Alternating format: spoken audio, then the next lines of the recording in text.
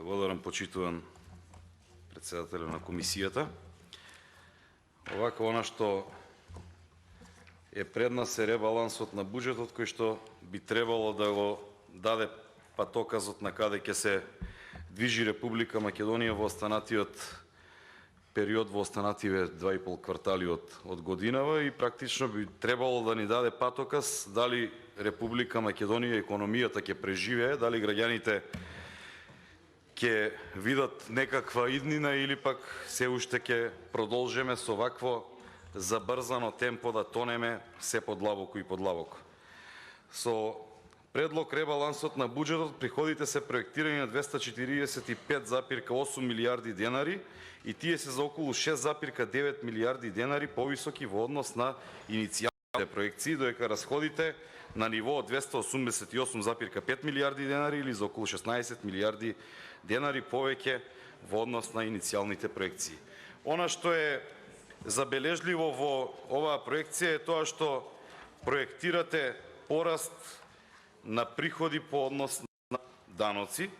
Сега даноците тука знаеме дека имаме данок на добивка, данок на доход, но најголемиот дел е данокот на додадена вредност, кој што очекувате да се зголеми, меѓутоа јас сметам дека е неосновано, затоа што она што е многу забележливо во последните години е тоа што граѓаните на Република Македонија немаат пари за да купуваат некакви луксузни стоки или стоки кои што имаат 18% на стапка на ДДВ, туку тие ги купуваат оние стоки кои што имаат 5% или кои што се ослободени затоа што немаат средства, и тоа се јогурт, млеко, кисело млеко, маргарин и така натаму, зејтин, кои што немаат некаков зголемен ефект во однос на ДДВ, освен по основ на поскапување на производите. Сега, многу е забележливо тоа што вие предвидувате во овој буџет многу дополнителни средства за субвенции и трансфери, за социјални трансфери и социјални надоместоци, и тука јасно се гледа дека буџетот воопшто не е развоен, туку буџетот е само за некаков популизам или само за некаков спас. Од друга страна, ние гледаме дека дотациите кон единици локална самоуправа, освен по основ на зголемување на плати во образование и во градинките, на друго место секаде се намалени. Тоа практично значи дека интенцијата на оваа влада е да ги кочат единиците на локалната самоуправа, да направат блокада на општините и понатаму да имаат кривец или да кажуваат дека градоначалниците воопшто не работат или дека тие немаат проекти, дека не можат да ги остварат своите ветувања затоа што не биле способни, но гледаме дека покачувањата се само во делот на платите. И тие не се, морате да признаете, на добра волја на владата, туку тие се изнудени од страна на синдикатот, изнудени се од страна на наставниците, од страна на воспитувачите, затоа што протестираат цел месец, и како што ништо не функционира во Република Македонија, така не функционираше и образованието, токму затоа се зголемени овие дотации кон единиците за локалната самоуправа. Она што е дискутабилно, вчера го нагласив, денес ќе го повторам во однос на субвенциите. Субвенциите како економска мерка треба да се применуваат за помош на одредено стопанство, за помош на одредена група на граѓани, за помош на одредени физички лица кои што имаат потешкоти дали да развијат индустријата, дали во некој сегмент на животот, меѓутоа тоа не треба да биде вечно. А ние според оваа крива на движење на субвенциите гледаме дека постојано сите граѓани и сите индустрии се поголем е бројот кои што се зависни од субвенционирање затоа што нема друг план, затоа што нема друг излез. И наместо ние да инвестираме во капитални инвестиции, наместо расходите да ги планираме онаму каде што треба за да можеме да привлечеме нови инвестиции, за да можеме да привлечеме фабрики кои што се зараат по Источна Европа, ние тапкаме во место, дури ги намалуваме инвестициите во инфраструктурата. И ова субвенционирање од 3,5% од 2007 година од вкупната сума на буџетот, за овој ребаланс е предвидено на 11,5%. И токму тука се губи развојната компонента. Наместо ние да овие средства 11,5% да ги намениме во капитални расходи, да ги намениме во Министерството за транспорт и врски, Министерството за земеделие, Министерството за економија, кои што сметам дека се гранки кои што треба да покренат економијата во Република Македонија, ние кратиме оттаму за да дадеме оваму на некои непродуктивни трошоци. Дополнително, социјалните надоместоци растат за цели 2,2 милиарди денари, или у превод тоа значи дека многу повеќе граѓани имаат потреба од различен вид на социјални додатоци за да можат да допрат или до онаа минимална плата или да ги остварат оние права на детска заштита, права на социјална парична помош и така натаму. Видовме дека во споредба 2020-2021 околу 10.000 нови семејства имаме корисници на социјална помош и тоа е навистина загрижувачка бројка. Сакам да одам малку по сектори онаму каде што навистина мислам дека ќе треба да се интервенира. Имаме, за жал, во Министерството за транспорт и врски, според мене најнеспособниот министер во историјата на Република Македонија во ликот на Благој Бочварски, затоа што ништо нема сработено. И тука имаме намалување на сумата за сообраќај и комуникации на средствата за цели 73,9%. Намалување во проектот за олеснување на трговијата и транспортот за цели 47,7%. Инвестициите во патната инфраструктура се намалени за цели 38%. Вчера тука слушавме расфрлање со патни правци ваму, таму, наму, ама гледаме дека апсолутно ништо нема. Еве, јас сум веќе присутен, ова ми е трет ребаланс. Гледам дека постојано истите патни правци ги споменувате, ама никаков ефект. Ниту автопат се има направено, ниту регионален правец се има рехабилитирано, ниту магистралните правци се одржуваат. Гледаме дека од еден порој малечок ни се блокира цела југозападна Македонија, така што овие инвестиции во патната инфраструктура наместо да се зголемат и наместо да го искористиме моментот на затварањето на фирмите во Источна Европа поради војната во Украина, ние практично ги бркаме инвеститорите од тука и ги праќаме во други држави, а потоа ќе ни бидат виновни едни, други или трети. Водовод и канализација за општините се намалува за 23,2%. Ова е таа блокада на општините, системска блокада, каде што нема да дојдат овие средства до градоначалниците и каде што ќе се прикаже дека тие не се грижат за основната инфраструктура, нема нови инвестиции во делот на канализацијата, отпадните води, еве исто така се намалени за 40,2% дотациите. Капиталните дотации кон единиците на локалната самоуправа за цели 62,3% и ова ви е главната алка, главниот механизам како вие да добиете еден аргумент во одбраната за неработењето на владата. Меѓутоа, граѓаните токму знаат, точно знаат кој што прави и точно знаат колку се приходите на општините, а како се распределува државниот буџет и како можат да бидат блокирани. И токму затоа, впрочем, вие постојано бегате од избори, затоа што кажувате дека немало потреба, дека ќе се штедело, а гледаме од друга страна дека на разните трансфери, посебно е во Министерството за транспорт и врски, имаме зголемување на сумата за 80,3%. Она што исто така сакам да го нагласам преку Министерството за информатичко општество и администрација, реформата на јавната администрација, што е забелешка и во извештајот на Европската комисија дека имаме стагнација во тој дел, во реформите на јавната администрација, имаме тука намалување за цели 62,5%. И предпоставувам дека јавната администрација да биде овака инертна, му одговара само на министерот, им одговара само на сите министри кои што можат да ги манипулираат овие од јавната администрација и да ги тераат понатаму како изборна машина да функционираат. Управата за јавни приходи исто така ставката за разни трансфери е зголемена за 98,9%. Министерството за внатрешни работи, реформи во полиција имаме намалување за 12,9%. Ние сме сведоци дека таму еден беровчанец, го заборив како му беше презимето, Никола мислам дека се викаше, постојано зборува ветинг, постојано кажува дека ќе ја чистел полицијава, ама гледаме дека апсолутно ништо не е превземано и реформите се намалени. Сега, она што исто така ми боде очи е патните и дневните расходи.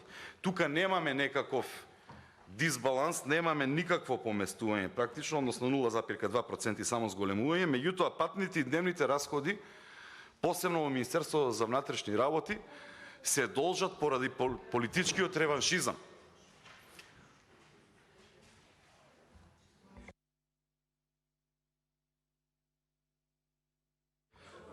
Политичкиот реваншизам е толку изразен во Министерството за внатрешни работи, со тоа што постојано имаме патување на оние неподобните полицајци од еден во друг град и за тоа се прават овие трошоци. Доколку командирите, началниците си ја земат работата како што треба, доколку се исфрли тој политички реваншизам, верувајте дека овие трошоци бидат многу пониски. Во однос на владата, привлекување на странски инвестиции и развој на слободна економска зона, намалување за 20%. Програма за намалување на аерозагадувањето за 18% и тука каде се овие од ДУИ да кажат дека имале зелена агенда. Кај име зелена агенда кога аерозагадување не предвиделе пари, односно ги намалуваат средствата. Исто така имаме зголемување на договорните услуги во влада и тука веројатно се оние сите ботови, твитерџи, фейсбук, како се викаат таму, акаунтери кои што прават пропаганда, ама гледам вчера по извештаите дека тешко им оди. За разни трансфери има исто така зголемување 54,7%. И еве, ако вие велите дека може да се штеди на избори, јас сметам дека ако се намалат овие разни трансфери од влада за цели 4 милиарди денари да се префрлат на сметката на Државната изборна комисија, можат многу поевтино да си поминат изборите и да се реши проблемот во Република Македонија. Министерството за одбрана имаме намалување на ставката за модернизација на Министерството и за интеграција во НАТО. Нели, УИАР НАТО се чукаме угради, ама гледаме дека со извештаеви и со врски кон Европска Унија и кон НАТО касниме по неколку месеци со мисиите. Министерство за финансии, развојни проекти и финансиска поддршка на општините исто така се намалува и тука сметам дека и ова е дел од механизмот за блокирање на општините. Министерство за образование и наука, фонд за грижа и надграда на талентирани ученици се намалува. Тука спаѓаат сите оние дечиња кои што освоија награди и сите оние потенцијални кои што имаат можност да освојат, меѓутоа ете гледаме дека нема желба, затоа што немало категоризација, оние кои што биле трето оделение решавале задачи за осмо, па не спаѓале у таква категорија и така натаму. Проект за унапредување на условите во основно образование, тука имаме намалување за цели 54,4%, во високото образование имаме намалување за цели 86,3%, после немојте да се чудите зошто рейтингот на УКИМ и рейтингот на останатите универзитети вртоглаво паѓа надолу и зошто имаме 800 запишани студенти во Љубљана оваа година. Министерството за политички систем и односи со заедниците, тука соодветна правична застапеност на заедниците се намалува затоа што претпоставувам дека господинот Артан Груби си ја заврши работата околу бинационалноста во министерствата, само се зголемува бројот за администрација. Лани одвои 500.000 евра за славење на некаков роден ден од рамковен договор, сега не се тие 500.000 таму, ама сега ќе ги ставиме тука за администрација, затоа што можеби ќе примаме уште вработени во тоа министерство. Очигледно е дека цело време нешто му фали на господинот Груби. Министерство за надворешни работи, дипломатски конзуларни представништва, имаме намалување тука на ставката, претпоставувам, еве и за иселеништво, претпоставувам дека Османи нема намера да ги развие ДКП-ата. Министерство за животна средина исто така под агендата на ДУИ. Квалитетот на воздух се намалува за цели 15,3%. Канализациони мрежи и одводни канали за цели 19,7%.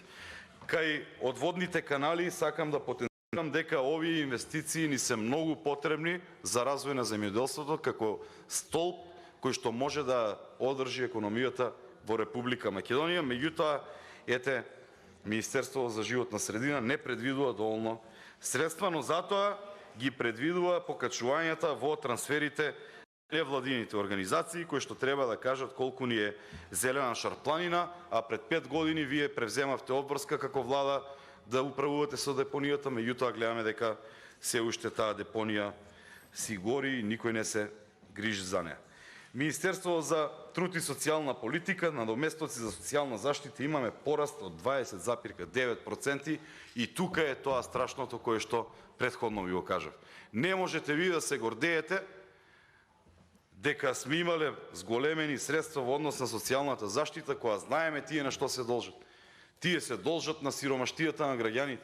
Тие не се должат затоа што ќе унапредувате, не знам, квалитет на живот во старечки домови или ќе унапредувате центри за лица со посебни потреби. Овие пари се конкретно за социјална помош. И тоа е најголемата катастрофа што може да се случи во Република Македонија. Министерство за здравство, инструкции, доградба на објектите на јавните здравствени установи, изградба на клинички центар во Скопје и Штип се намалуваат за 8%, односно 77,3%. Видовме дека имаше интенција за криминал и доколку се откриеше, мислам дека овие веќе ќе беа реализирани и секој беше отидено по вода. Она што на вистина ме загрижува е во делот на Агенцијата за стоковите резерви. 5 пати Ваму Љупчо Николовски кажуваше дека имало доволно стокови резерви, имало жито, имало не знам. Арно, ама според бројкиве не е така. Имаме стратешки стоки и други резерви с големување за цели 427,9%, или у превод тоа значи дека немаме ние ништо и сега треба допрва да набавуваме. И ако налагате и се кратки нозе, тогаш Љупчо Николовски без нози треба да шета. Оти тој човек е асоциација за лажго.